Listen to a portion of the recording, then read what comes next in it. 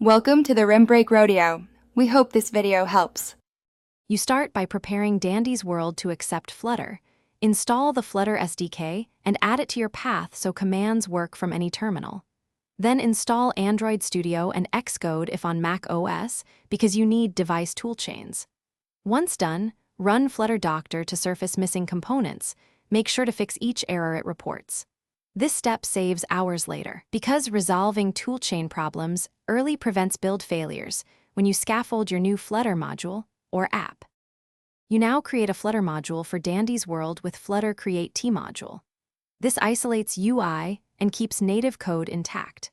Next, integrate the module into your Android and iOS projects by following embedding steps.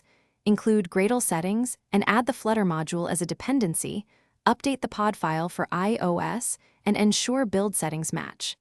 Make sure to wire platform channels for data exchange, because that's how game state and native services talk to Flutter components. You finish by building and testing.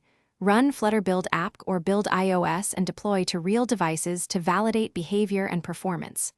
Once deployed, profile the app, look for expensive widget rebuilds and large asset loads, then optimize images and use const where possible. If you hit a stubborn build error, clear caches.